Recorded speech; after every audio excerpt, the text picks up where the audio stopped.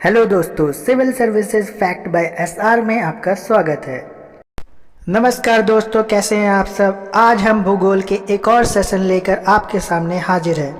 शुरू करने से पहले आपको बता दें कि आज का सेशन बहुत ही महत्वपूर्ण प्रश्नों का एक संग्रह है, तो बहुत ही ध्यान से पढ़िएगा और इस वीडियो से हम आपको ज़्यादा से ज़्यादा टॉपिक कवर करवा देंगे। तो चलिए शुरू करते हैं।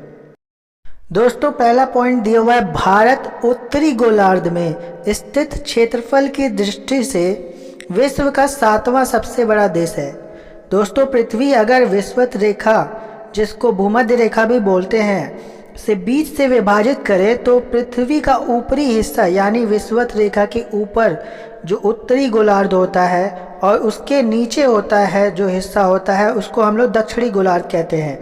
तो भारत जो है वो उत्तरी गोलार्ध में आता है और पूरे विश्व का क्षेत्रफल की दृष्टि से अगर बात किया जाए तो भारत का 7वां सबसे बड़ा स्थान है। और अगर हम बात करें टॉप 10 देशों की, तो उसमें आता है सबसे पहले रसिया, फिर Canada, China, US, Brazil, Australia, फिर 7वां अपना देश भारत, 8वां है अर्जेंटीना, 9वां कजाकिस्तान और 10वां है अल्जीरिया। तो दोस्तों, ये टॉप 10 आपको याद होने ही चाहिए, तो प्लीज़ इसे जल्दी से जल्दी याद कर लें। चलिए आगे देखते हैं। दूसरा पॉइंट दिया हुआ है, विश्व के क्षेत्रफल का 2.4% भाग भारत के पास है। दोस्तों, अगर विश्व के सभी देशों के क्षेत्रफल को 100% माना जाए तो भारत के पास 2.4% भाग आता है। अगला पॉइंट है, क्षेत्रफल में विश्व का सबसे बड़ा देश रूस है। देख लो दोस्तों, टॉप 10 देशों से अगला पॉइंट दिया गया है और रसिया पहले स्थान पर है, तो इसे प्लीज़ जल्दी से जल्दी याद कर ले क्योंकि अक्सर ये पूछा ही जाता है। अगला पॉइंट है, जनसंख्या के हिसाब से विश्व में भारत का दूसरा स्थान है। तो दोस्तों, अगर बात करें भारत की जनसंख्या 2011 की जनगणना के हिसाब से लगभग 121 करोड़ जनसंख्या थी।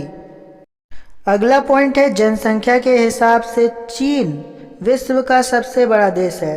दोस्तों, चीन जनसंख्या की दृष्टि से पहले स्थान पर था और अब 3 बच्चे पैदा करने का जो नया प्रावधान चीन की गवर्नमेंट ने पारित किया है, तो आगे भी चीन ही सबसे आगे रहेगा।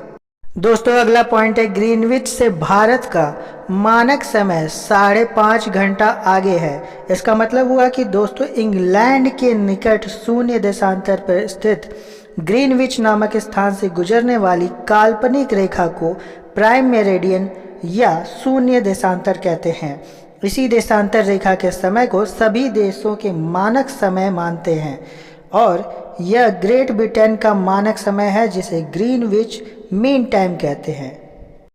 दोस्तों, अगला पॉइंट है, भारत का मानक समय 82.5 डिग्री पूर्वी देशांतर से लिया गया है।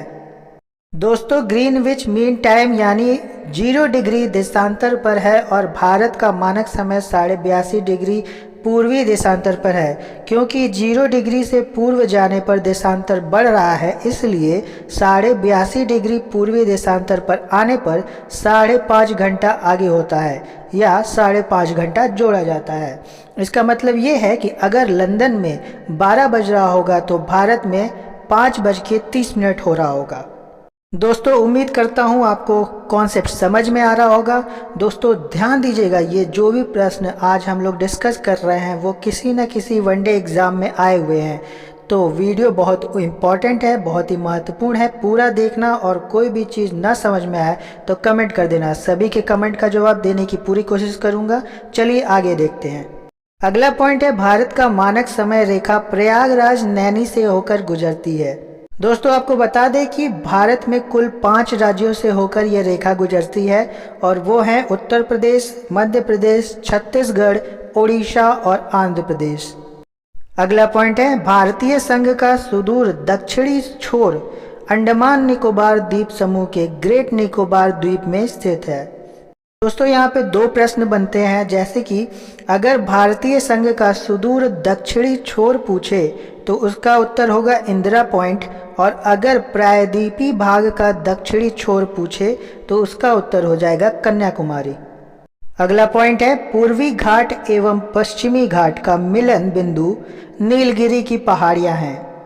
दोस्तों आपको बता दें कि नीलगिरी की पहाड़ियाँ 3 राज्यों में है, तमिलनाडु, कर्नाटका और केरल। अगला पॉइंट है पश्चिमी और पूर्वी घाट। डोडा बेटा यानी नीलगिरी की पहाड़ी की सर्वोच्च चोटी पर मिलते हैं। दोस्तों नीलगिरी की पहाड़ी की सर्वोच्च चोटी का नाम है डोडा बेटा और उसकी ऊंचाई है लगभग 2637 मीटर। दोस्तों अगला पॉइंट है ऊटी यानी तमिलनाडु में जो स्थित है दक्षिण भारत का हिल स्टेशन है। आपको बता दें कि ऊटी जो है वो नीलगिरी की पहाड़ियों पर बसा एक शहर है और इसको उद्गम मंडलम के नाम से भी जाना जाता है। अगला पॉइंट है छोटा नागपुर पठार का विस्तार झारखंड व पश्चिम बंगाल के 87,239 वर्ग किलोमीटर क्षेत्रफल पर फैला है। दोस्तों छोटा नागपुर पठार विश्व का खनिज आश्चर्य कहा जाता है क्योंकि यहाँ विभिन्न प्रकार का खनिज बहुतायत में पाया जाता है। इसको भारत का रूर भी कहा जाता है क्योंकि जर्मनी के रूर की तरह भारत में छोटा नागपुर पठार में बहुतायत में खनिज पाया जाता है। अगला पॉइंट है मेघालय पठार। मेघालय राज्य में अवस्थित है, दक्कन का पठार का भाग है। मेघालय पठार दक्कन के पठार से राजमहल दर्रे द्वारा अलग किया हुआ एक उच्च भूखंड है। अगला पॉइंट है दंडकारण्य का पठार ओडिशा, छत्तीसगढ़ एवं आंध्र प्रदेश राज्यों में अवस्थित है। इसी पर बैलाडीला लोहे की खदान स्थित है और दक्षिण पश्चिमी भाग को मलकानगिरी पठार नाम से भी जाना जाता है। अगला पॉइंट है पश्चिम बंगाल की सीमाएं 3 देशों यानी नेपाल, भूटान एवं बांग्लादेश के साथ लगती हैं। तो दोस्तों पिछली वीडियो में भूगोल के सेशन में मैप के माध्यम से मैंने ये बताया हुआ है। अगर आपने वो वीडियो नहीं देखी है तो ज़रूर देख लें और अगर आप इस चैनल पर नए हैं तो प्लीज़ इस चैनल को सब्सक्राइब कर लें। अगला पॉइंट है विंध्य पर्वत श्रेणी भारत के दक्षिणी तथा उत्तरी भागों को अलग करती है। दोस्तों विंध्य पर्वत श्रेणी भारत को 2 हिस्सों में विभाजित करती है और अगर बात करें नर्मदा और ताप्ती नदियों की तो दोनों नदियां अरब सागर में गिरती हैं और विंध्य और सतपुड़ा की पहाड़ियों के बीच से नर्मदा बहती है और सतपुड़ा के नीचे से ताप्ती बहती है। अगला पॉइंट है भारत के दक्षिणी पश्चिम समुद्री तट को मालाबार तट के नाम से जाना जाता है। दोस्तों तटों के नाम से भी बहुत सारे प्रश्न बनते हैं तो आइए थोड़ा विस्तार से इसको देख लेते हैं।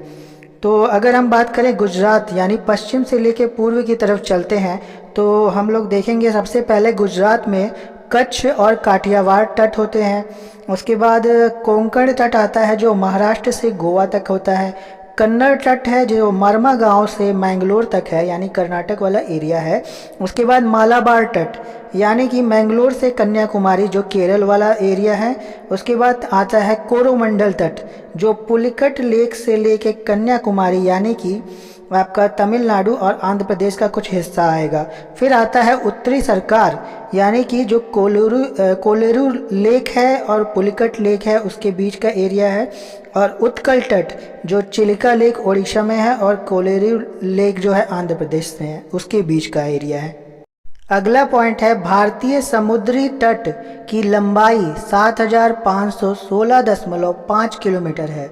तो दोस्तों आपको बता दें कि ये 7,516.5 किलोमीटर की लंबाई में लक्षद्वीप और अंडमान और निकोबार भी सम्मिलित है। अगला पॉइंट है गारो और खासी पहाड़ियाँ दक्कन पठार का भाग है। तो दोस्तों आपको बता दें कि गारो, खासी और जैंतिया पहाड़ियाँ मेघालय में स्थित हैं और भारत में सर्वाधिक वर्षा वाला जगह यानी मौसिनराम खासी की पहाड़ियों पर स्थित है। दोस्तों अगला पॉइंट है भारत का दक्षिण पूर्वी समुद्री तट कोरोमंडल तट के नाम से भी जाना जाता है। तो दोस्तों आपको पता हो गया होगा कि कोरोमंडल तट का एरिया कहाँ से कहाँ तक होता है। अगला पॉइंट है भारत का सबसे घनी आबादी वाला शहर मुंबई है।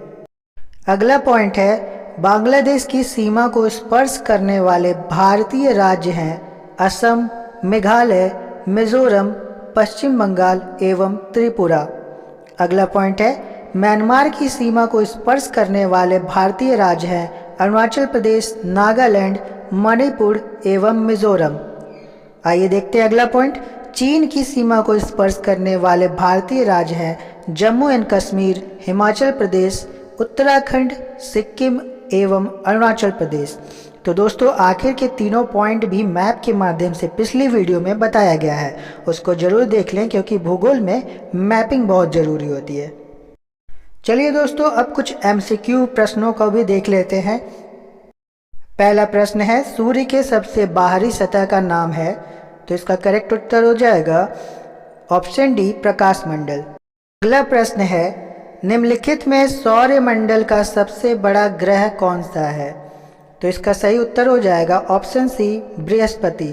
दोस्तों आपको बता दें बृहस्पति के पास सबसे बड़ा उपग्रह भी है जिसका नाम है गैनीमेड।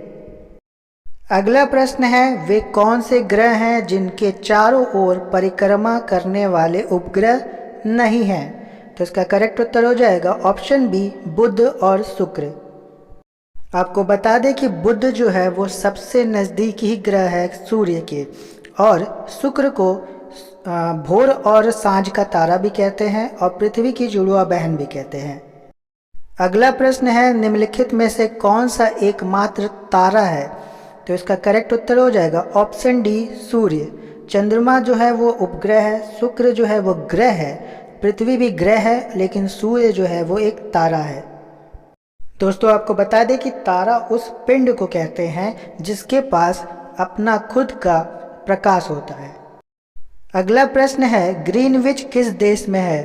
तो दोस्तों इसका आंसर आप लोग खुद देंगे और पूरा डिटेल में इसका आंसर आप लोग देंगे कमेंट बॉक्स में। अगला प्रश्न है, पृथ्वी पर वायुमंडलीय दाब होने का कारण है। तो इसका करेक्ट उत्तर होगा ऑप्शन ए, पृथ्वी का गुरुत्वाकर्षण। अगला प्रश्न है, वायुमंडल की बाह्यतम परत को क्या कहते हैं। तो इसको कहते हैं बहिर्मंडल। दोस्तों आपको बता दें कि वायुमंडल की कुल 5 परतें होती हैं। पहला होता है क्षोभ मंडल जो 0 से लेकर 18 किलोमीटर तक होता है। यह मंडल जैव मंडलीय पारिस्थितिक तंत्र के लिए सर्वाधिक महत्वपूर्ण है क्योंकि मौसम से संबंधित सारी घटनाएं इसी में घटित होती हैं। समताप मंडल होता है अगला, जो 18 से 50 किलोमीटर तक होता है और इसमें 15 से 35 किलोमीटर तक ओजोन परत होती है। अगला है मध्य मंडल जो 50 से 80 किलोमीटर होता है। फिर आयन मंडल 80 से 640 किलोमीटर और अंत में होता है वायुमंडल जो 640 किलोमीटर से ऊपर होता है। तो दोस्तों आज के सेशन में बस इतना ही। आपको यह सेशन कैसा लगा कमेंट बॉक्स में ज़रूर बताइएगा। कल फिर हाजिर होंगे एक और नए सेशन के साथ। तब तक के लिए नमस्कार, जय हिंद।